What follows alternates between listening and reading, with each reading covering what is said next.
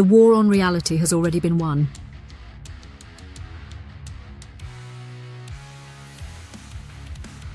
The war on reality didn't start with AI, and it didn't begin with a bang. It began with convenience. Bit by bit, we traded friction for ease. We accepted curated feeds, predictive text, auto-played content. Our attention was guided, not by truth, but by optimization. Not for clarity, but for engagement. At some point, we stopped noticing. Our feeds filled with synthetic people, synthetic arguments, synthetic truths. We believed what was most visible, most repeated, most emotionally charged, because it felt right, because it was everywhere, and because no one told us to stop and question it. Now we live in a system where almost everything can be faked. Voices, faces, stories, relationships, outrage, empathy, even entire worldviews. And yet somehow all of this feels normal. That's the real victory. The war on reality wasn't fought with weapons. It was fought with interfaces, algorithms, content. It was fought by reshaping the environment your mind lives in until you no longer notice the shift. You are no longer arguing over what's true. You're arguing inside engineered realities that were designed to fragment you, enrage you, confuse you, and make you grateful for the illusion of control. This isn't a warning about the future. This is a report from inside the collapse. When every app trains you, when every scroll nudges you, when every piece of content is a vote in a system you didn't design, that's not freedom. That's a controlled hallucination. And you're already in it. The war on reality isn't on the horizon. It's not hypothetical. It's not coming. It's here. It's quiet. And it already won.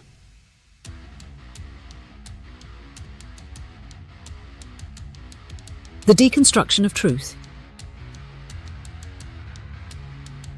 Truth was never erased. It was deconstructed, deliberately, gradually, and with precision. In the late 20th century, a shift began in how we define truth. What started as academic postmodernism, an intellectual critique of absolute narratives, soon leaked into journalism, politics, and public life. Truth became subjective. Facts became framed. Everything was just one perspective among many. At first, it sounded like progress. Who could argue with nuance? But over time, the boundaries blurred. The difference between fact and interpretation was no longer just debated, it was dissolved. By the early 2000s, media was no longer a mirror. It was a maze. Cable news split the world into opposing tribes. Editorial became indistinguishable from reporting. Clickbait replaced context. Social media finished the job by turning everyone into a broadcaster and every opinion into a product. But it wasn't just about bias or sensationalism. Something more dangerous was happening. Truth was being made irrelevant. The truth didn't disappear because someone lied. It disappeared because people stopped caring whether it was true, as long as it felt right, as long as it served their narrative, as long as it scored points for their side. We entered the era of performative belief. Politicians said whatever their base wanted to hear. Influencers told stories that generated clicks. Corporations performed morality when it was profitable. And behind all of it, algorithms watched, learned, and amplified the content that kept people the most emotionally activated. Anger worked. Outrage worked. Division worked. Truth didn't. This environment created the perfect foundation for what came next, the age of synthetic information. Because once reality becomes negotiable, once people are trained to trust feelings over facts, it doesn't matter what's real, it only matters what spreads. Deepfakes were not the beginning.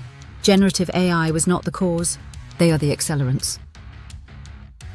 The groundwork had already been laid by decades of manipulated media, narrative warfare, and psychological exhaustion. We weren't prepared for synthetic reality because we had already abandoned the tools that anchor us to the real one. Skepticism, verification, humility, and patience. That's the irony. Artificial intelligence didn't destroy truth. We did. It just gave us better tools to finish the job faster. Now people don't just disagree on issues, they inhabit entirely different realities. Language itself is fracturing. Even basic terms like freedom, science, evidence, or identity mean radically different things depending on who you ask and what algorithm feeds them. There is no longer one shared world.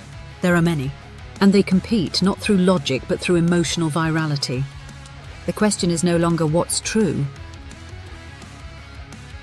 It's which lie do you live inside?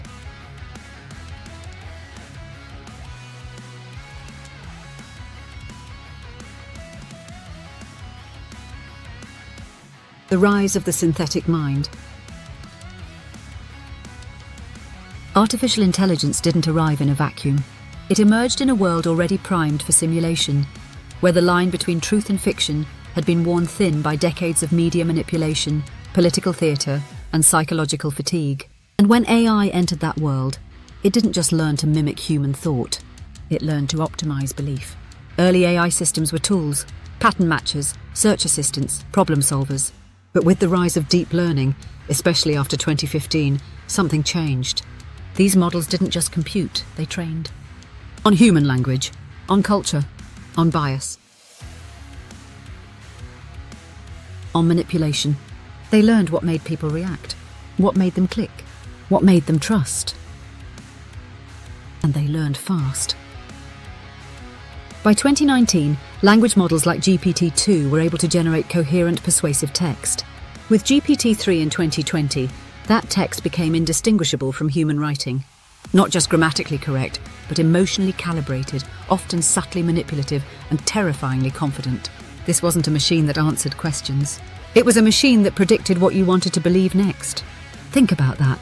At scale, it meant millions of people engaging with systems that could reinforce their worldview perfectly, instantly, and endlessly, without ever questioning the consequences. In parallel, image models like DALL-E and Stable Diffusion emerged, enabling the generation of photorealistic images from nothing but a prompt. Audio models followed. Then video. The synthetic mind gained vision, voice, and memory. But this wasn't creativity. It was simulation. These models don't understand what they're saying. They don't know what's real. They have no conscience, no doubt, no friction. They are trained to perform coherence, to mimic intelligence, empathy, certainty, without any sense of truth or responsibility behind the mask. And yet we interact with them like we would a person. We trust the confidence. We assign meaning to the tone. We project humanity onto systems that are fundamentally alien in nature. That's where the real danger lives. Not in malicious code, but in how easily we assign intention to machines designed only to reflect us back at ourselves. These systems are not just tools anymore. They're synthetic minds, trained not just to speak, but to shape perception. Not just to assist us, but to model us, replicate us, manipulate us. At scale, the implications are staggering. An AI that can generate endless persuasive content is not just a writing assistant, it's a weaponized narrative engine. An AI that can simulate emotional connection isn't just customer service, it's emotional puppetry. A model that generates media indistinguishable from reality doesn't just create art, it erodes the concept of reality itself. And we're deploying these minds at every layer of society. Customer support, therapy, journalism, education, entertainment, governance, warfare. We are embedding simulation into the architecture of the world, and we're doing it faster than we understand what we're building. Not because we trust it, but because it's cheaper, faster, scalable. And like everything else in this new reality, convenient. The synthetic mind didn't just rise, we invited it in. And now we build our lives around its feedback loops.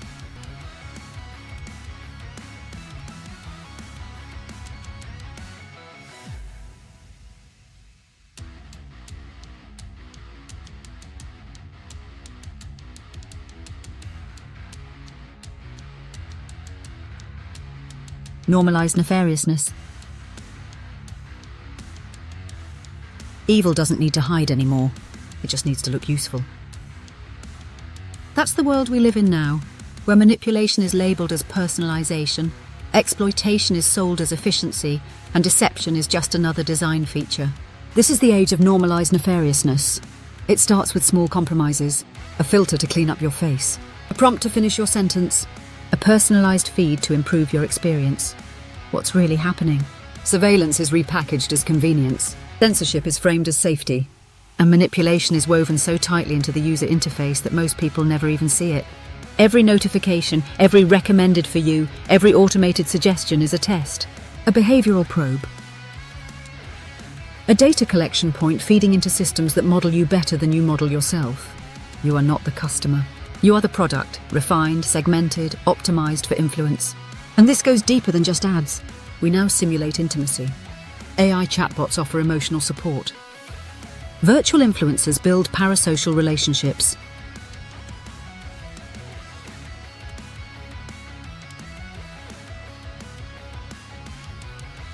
Synthetic voices say what you want to hear when you need to hear it. And behind it all is a simple formula: engagement at any cost. That cost is your ability to discern what's real. Fake outrage trends because it's more profitable than calm debate. Fake relationships thrive because they require less risk than human ones. Fake empathy works better than real connection because it never demands anything from you. And so we drift, slowly, quietly, into a world where fraud isn't a glitch. It's the norm. Scams powered by AI voices that sound exactly like your family. Videos of politicians saying things they never said. Product reviews generated by bots. News articles written by systems that don't care whether the story is true, only whether it spreads. We used to spot the lie. Now we assume it's there and accept it anyway. This is what happens when society adapts to corruption instead of correcting it. We normalise it. We design around it. We bake it into the system. So what used to feel wrong, surveillance, manipulation, dishonesty, now feels familiar, expected, even efficient. That's the trap. By the time you realise the system is adversarial, you've already trained it to exploit you better. This isn't about bad actors. It's about bad defaults. When nefarious tools become normal infrastructure, the line between malicious and mundane disappears. We stop asking, is this ethical?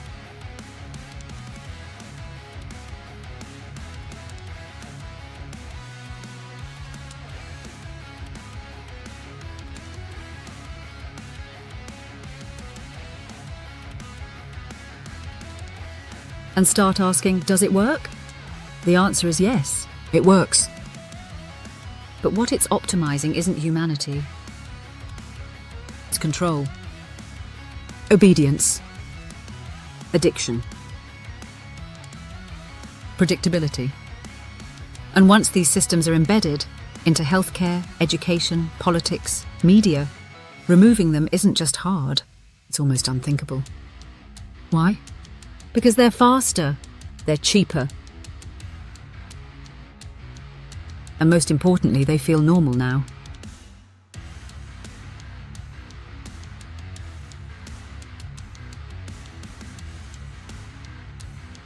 The collapse of coherence. The greatest casualty of the digital age isn't privacy, it's coherence. We are living through a breakdown in shared meaning. Not disagreement, not debate, but something deeper, a fragmentation of reality itself. In past generations, even opposing sides of an issue agreed on basic facts. Today, two people can live in the same country, speak the same language, and still experience completely different versions of reality. This isn't a cultural accident.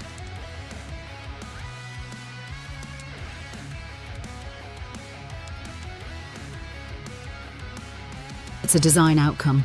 Social platforms no longer present information based on truth or relevance. They present it based on engagement. The more polarizing, emotional, or divisive something is, the more it spreads. And over time, this rewards not nuance but extremity. You are fed what keeps you scrolling. You are not shown what is accurate. You are shown what makes you react. As a result, society begins to split, not just ideologically but cognitively. Different communities, different media ecosystems, different vocabularies. The same word, freedom, science, justice, reality, can mean entirely different things depending on who says it and who hears it. And when language stops working, communication stops working, then trust breaks down. Then collaboration. Then the ability to solve problems at all. This is not just political. It's neurological. Constant exposure to conflicting stimuli erodes your cognitive stability. You lose the ability to tell what's real. You become overwhelmed, distracted, dissociated. You either fight harder for your version of the truth, or you give up trying to understand anything at all. And here's the critical point. In a world where everyone is confused, the person who speaks with confidence, no matter how wrong, wins. This is how coherence collapses. Not with violence, but with noise. Every institution, every voice, every expert becomes just one more tab open in a sea of conflicting content. People stop asking, what's true? And start asking, who's louder? Or who do I already agree with? The loss of shared understanding has serious consequences. It destabilizes democracies. It breaks down public health responses. It makes coordinated action impossible, even in the face of existential threats. And into that vacuum, artificial systems thrive. AI doesn't care about coherence. It adapts to chaos. It mirrors your confusion and reinforces your bias. The more fragmented society becomes, the more valuable a system becomes that can pretend to restore order through personalized feeds, curated news, or automated opinions. But that order is synthetic. Simulated coherence.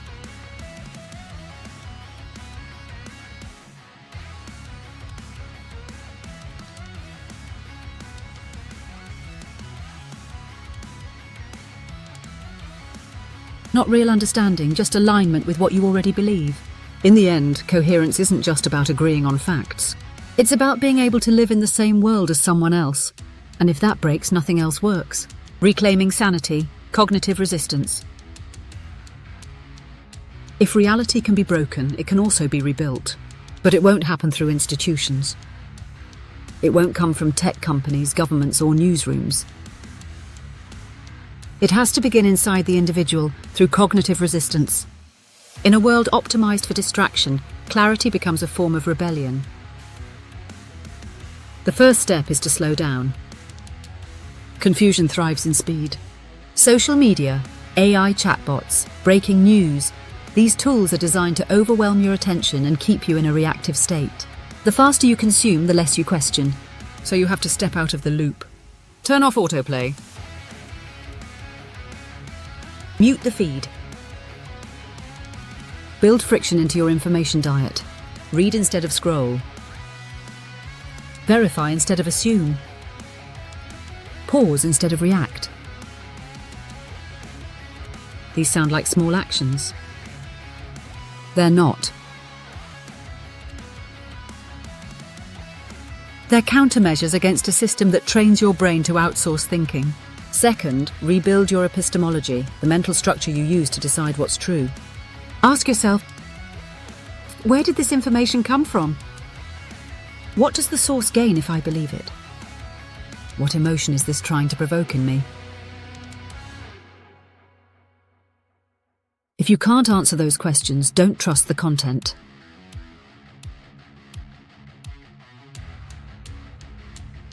Truth is not a feeling. It's a process.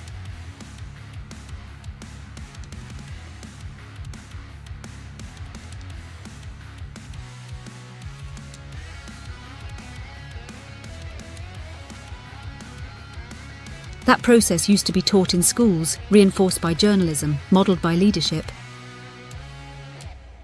It isn't anymore. So you have to do it yourself. Don't just consume from one side. Expose yourself to multiple viewpoints, not to agree with them, but to recognise blind spots. Bias isn't bad. It's human. But unchecked bias amplified by AI becomes delusion. The third step is to limit synthetic exposure. AI-generated content may be useful, but over time it alters your sense of what's real. It smooths over complexity. It gives you answers that sound true even when they're not. If you rely on it for everything, you stop forming your own mental models of the world. And that's the real risk. Not that AI lies to you, but that it makes you forget how to think without it. Cognitive resistance means keeping your mind yours. It means using technology, but refusing to let it rewire your intuition. It means recognizing that your feed is not the world, that your convenience is not worth your sovereignty, that your attention is your last line of defense.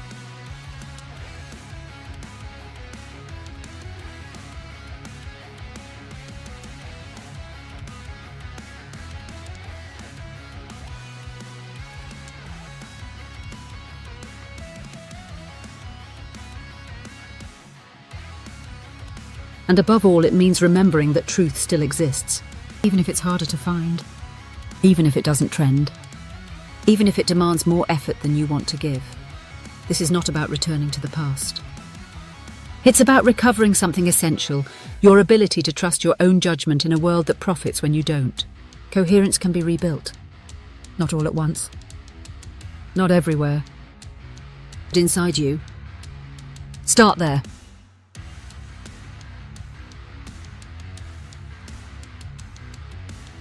What you fight for.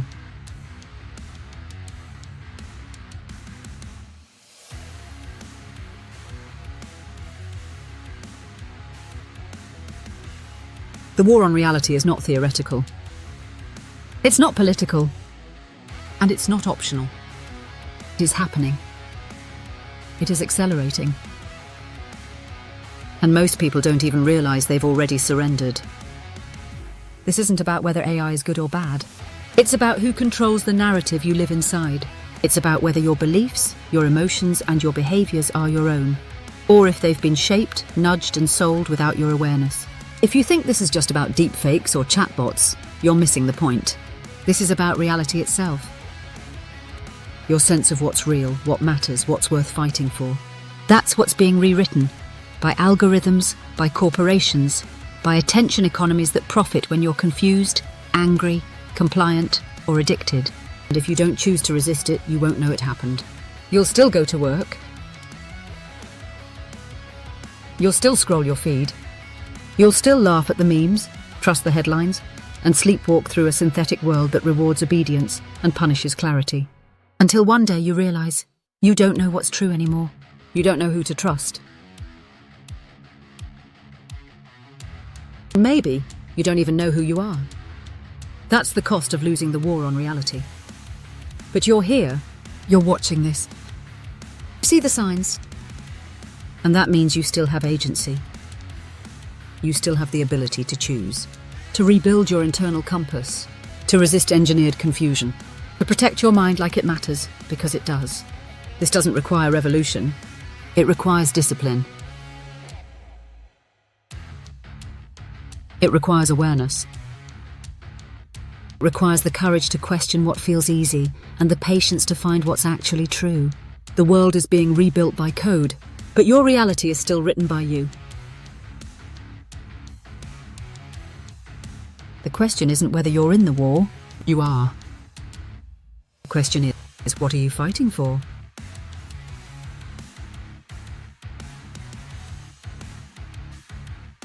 If this hits something in you, don't just move on. Share it with someone who's still asleep in the noise. Like it if it helped you name what you've been sensing. Subscribe if you're ready for more clarity in a world built on confusion. This isn't just a video. It's a signal. And the more of us who recognize the war, the harder it becomes to normalize the lie.